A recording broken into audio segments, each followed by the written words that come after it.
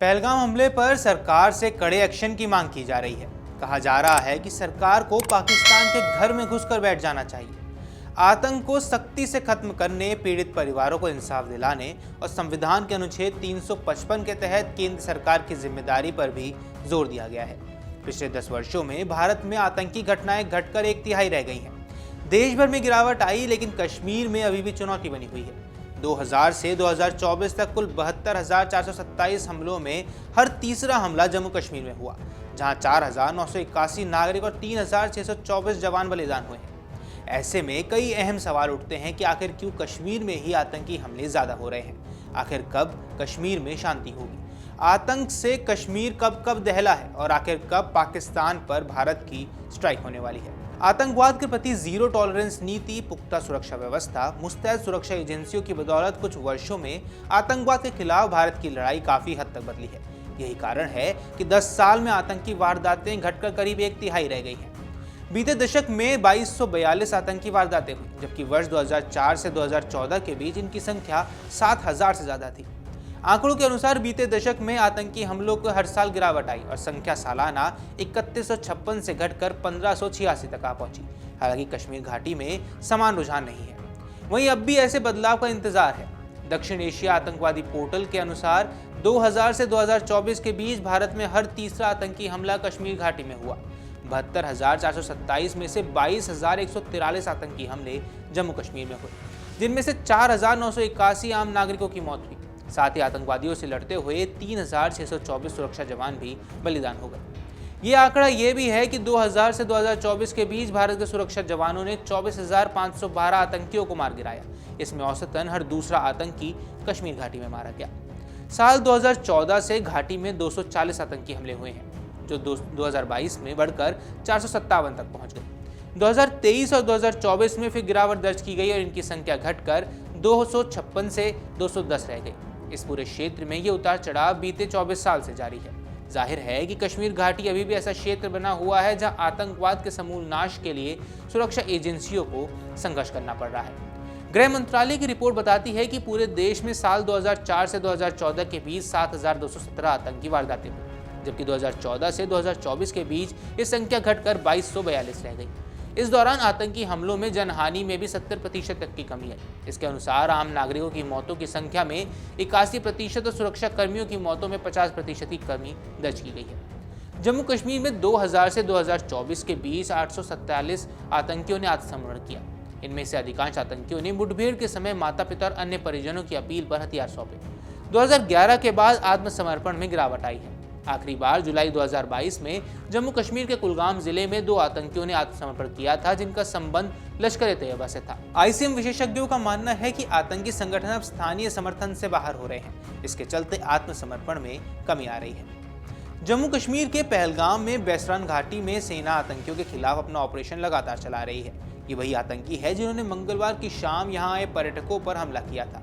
इस हमले में अभी तक 26 पर्यटकों के मारे जाने की पुष्टि हो चुकी है। केंद्रीय गृह मंत्री अमित शाह इस हमले की सूचना मिलने के तुरंत बाद ही हालात का जायजा लेने के लिए दिल्ली से कश्मीर पहुंच गए थे।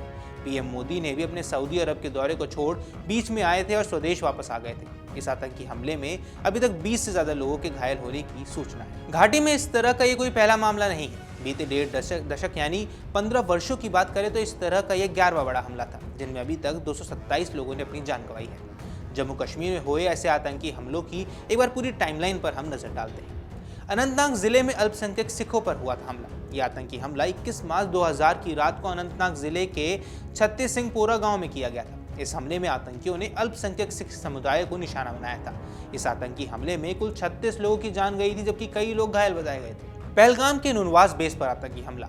इसी साल यानी 2000 के अगस्त में पहलगाम के नुनवान बेस कैंप पर आतंकी हमले में अमरनाथ तीर्थ यात्रियों को निशाना बनाया गया था। इस हमले में स्थानीय लोगों के साथ साथ कुल 32 तीर्थ यात्रियों की हत्या कर दी गई थी। अमरनाथ यात्रियों पर फिर हुआ था हमला। जुलाई 2001 में भी अमरनाथ यात्रियों को आतंकियों को निशाना बना दिया था और इस हमले में आतंकियों ने 13 लोगों की हत्या कर दी थी। यह हमला अनंतनाग के शेषनाग बेस कैंप पर हुआ था।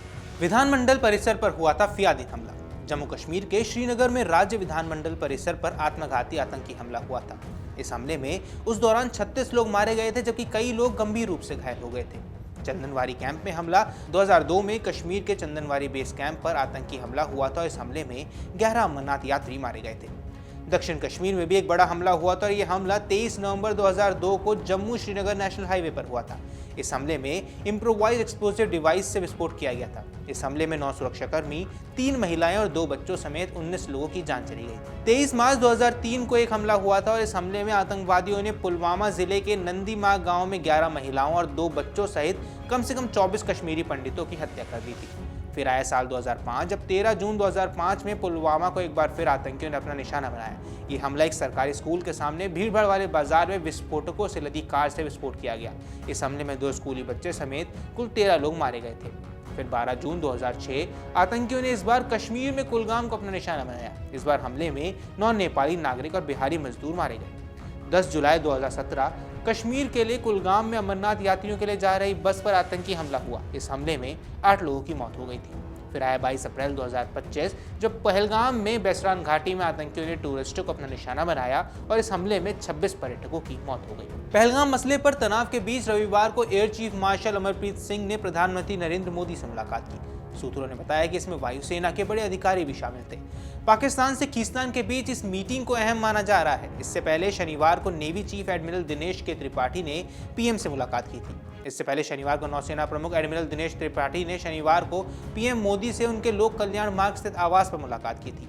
एयरफोर्स चीफ और पीएम मोदी की ये मुलाकात कुछ दिन पहले हुई उस बैठक के बाद हुई है जिसकी अध्यक्षता खुद प्रधानमंत्री मोदी ने की थी। उस बैठक में रक्षा मंत्री Rajnath Singh, chief of defence staff general Anil Chauhan और तीनों सेनाओं के प्रमुख भी शामिल थे। राष्ट्रीय सुरक्षा सलाहकार अजीत डोभाल उनकी मीटिंग में मौजूद थे। सरकार ने सशस्त्र बलों की भारत की प्रतिक्रिया के तरीके, लक्ष्य और समय पर निर्णय लेने में पूरी तरह से ऑपरेशनल फ्रीडम दे दी है। पहलगाम आतंकी हमले के बाद सरकार ने एक सर्वदलीय बैठक बुलाई थी। विपक्षी दलों ने सरकार द्वारा आतंकवादियों के खिलाफ की जाने वाली किसी भी कार्रवाई का पूरा समर्थन दिया है। सीसीएस की जानकारी देते हुए बताया गया था कि आतंकी हमलों के तार सीमा पार से जुड़े हुए हैं। ये भी बताया गया कि ये हमला जम्मू कश्मीर में सफल चुनाव होने और आर्थिक विकास को और बढ़ावा देने के बाद हुआ है। सरकार ने पाकिस्तान को सीमा पार आतंकवाद का समर्थन करने पर कड़ा संदेश देने के लिए कई कदम उठाए हैं। इसमें सिंधु जल संधि को निलंबित करना भी शामिल है। सरकार ने साफ कहा है कि अब पाकिस्तान को उसकी हरकतों का जवाब मिलेगा। हालांकि अब देश भर के लोग और कई विपक्षी दल भी सवाल उठाने लगे हैं कि आखिर बदला कब लिया जाएगा। फिलहाल इस वीडियो में इतना ही। नमस्कार। अगर आप ये वीडियो YouTube पर देख रहे हैं तो हमारे चैनल को सब्सक्राइब कर बेल आइकन दबाएं और Facebook पर देख रहे हैं तो हमारे पेज को लाइक करें। 8 मिलियन प्लस सब्सक्राइबर, आपके इस भरोसे के लिए बहुत धन्यवाद।